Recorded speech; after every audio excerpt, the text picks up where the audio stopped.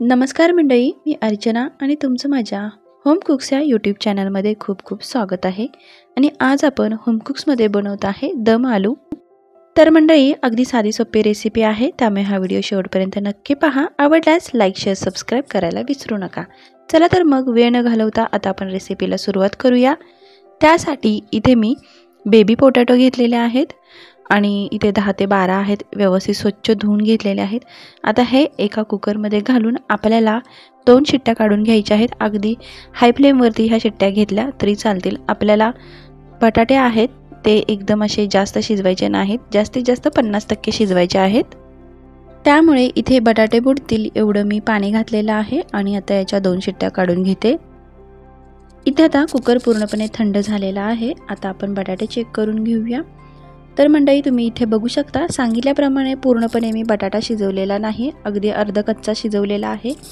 आणि आता यानंतर आपण याची साल काढून घेणार आहे.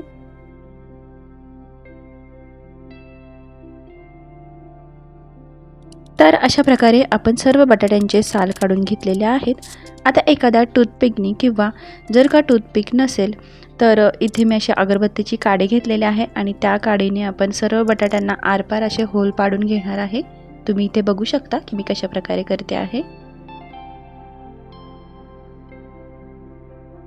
आता सर्व बटाट्यांना होल पाडल्यानंतर आपण इथे कढई गरम करायला ठेवलेली आहे आणि कढई गरम झाली की यामध्ये आपण मोहरीचं तेल घालून घेणार आहे.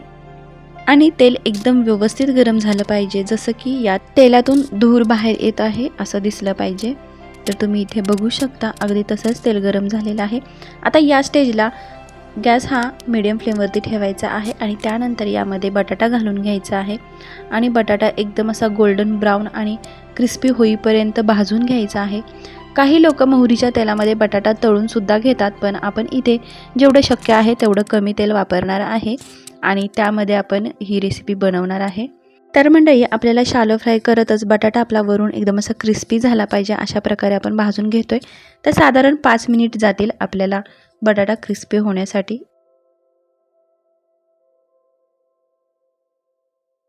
आणि तुम्ही इथे बघू शकता की 1-5 मिनिटानंतर आपला बटाटा आपल्याला जसा हवा आहे तसा क्रिस्पी झालेला आहे.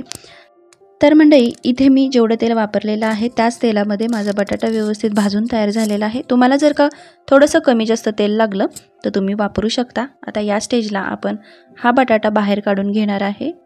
तर आपण या ठिकाणी काही मसालेसुद्धा कुटून घेणार आहे. त्यासाठी इथे मी घेतलेले 2 छोट्या वेलची, 1 मोठी वेलची आणि 1 दालचिनीचा तुकडा. आता हे व्यवस्थित कुटून घ्यायचं आहे. व्यवस्थित म्हणजे अगदी ओबडधोबड कुटायचं आहे, जास्त पावडर करायची नाही. तुम्ही इथे बघू शकता मी कशा प्रकारे केलेलं आहे. त्यानंतर आपण ज्या कढईमध्ये बटाटा तळून घेतलेला आहे त्या कढईमध्ये आपण 2 ते 3 चमचा तेल घालून घ्यायचं आहे. आता इथे तुम्ही कोणतंही तेल वापरू शकता, अगदी मोहरीचंच तेल वापरलं तरी चालेल, पण मी इथे शेंगदाण्याचं तेल वापरलेलं आहे. आता हे तेल व्यवस्थित तापलं की आपण तडका देणार आहे. तर आता आपलं तेल व्यवस्थित तडतडलेलं आहे. आता यामध्ये आपण घालणार आहे 1 चमचा जिरे. जिरे छान तडतडले की यामध्ये आपण जे कुटून घेतलेले मसाले आहेत ते घालून घेणार आहे. त्यानंतर आपण 2 लवंगा आणि 2 तमालपत्र सुद्धा यामध्ये घालणार आहे आणि हे छान आपण भाजून द्यायचं आहे. हे सर्व भाजत असताना गॅस हा मीडियम फ्लेमवरती ठेवायचा आहे. तोपर्यंत एका वाटीमध्ये मी 1.5 चमचा लाल मिरची पावडर घेतलेला आहे आणि त्यामध्ये मी गरम पाणी घालून ते व्यवस्थित पातळ केलेलं आहे. आणि आता हे पातळ केलेलं मिश्रण या मसाल्यामध्ये आपण डायरेक्ट घालायचं आहे आणि अगदी मीडियम फ्लेमवरती हलवून हा लाल मिरची पावडर आहे ते भाजून घ्यायचं आहे. अशा प्रकारे आपण जेव्हा मसाला भाजतो त्यावेळेला एकदम छान असं तेल सुटतं आणि मसाला करपतसुद्धा नाही. आता या मसाल्यामध्ये आपण पुढचे मसाले घालणार आहे. तर सुरुवातीला मी 1 चमचा घातलेला आहे हळद. आता याच मसाल्यामध्ये आपण घालणार आहे 1 चमचा आलं. यानंतर यामध्ये घालणार आहे अर्धा चमचा हिंग. त्यानंतर यामध्ये मी घातलेला आहे 1 चमचा बडीशेप पावडर. तर मंडळी, हे घातलेले पावडर मसाले अगदी मंद आचेवरती आपण 2 मिनिट व्यवस्थित परतवून घ्यायचे आहेत आणि ते व्यवस्थित भाजल्यानंतर आपण यामध्ये घालणार आहे 2 ते 3 चमचा दही. आता इथे दह्याचं प्रमाण तुम्ही वाढवू शकता, पण इथे मी दही थोडंसंच घातलेलं आहे कारण मला जास्त ग्रेव्ही करायची नाही. तुम्हाला जर का ग्रेव्ही ठेवायची असेल तर तुम्ही आणखीन थोडंसं दह्याचं प्रमाण वाढवू शकता. आता हा मसाला व्यवस्थित भाजल्यानंतर जे आपण बटाटे तयार करून ठेवलेले आहेत ते या मसाल्यामध्ये घालायचे आहेत आणि अगदी व्यवस्थित हलवून घ्यायचं आहे। आता या स्टेजला आपण यावरती घालणार आहे चवीपुरतं मीठ आणि मीठ घालून छान असं हलवून घ्यायचं आहे आणि त्यानंतर आपण यामध्ये घालणार आहे गरम पाणी। तर गरम पाणी बटाटे बुडतील एवढंच घालायचं आहे, यापेक्षा जास्त घालायचं नाही। आणि तुम्ही इथे बघू शकता इथे एक मोठी उकळी आलेली आहे। आता यानंतर यावरती ठेवलेलं आहे झाकण। तर गॅस हा मीडियम फ्लेमवरती ठेवायचा आहे आणि आपल्याला पुढचे 15 ते 20 मिनिट मीडियम फ्लेमवरती हे असेच बटाटे शिजू द्यायचे आहेत। इथे 20 मिनिटानंतर आपण बघूया आपले बटाटे शिजलेले आहेत की नाहीत।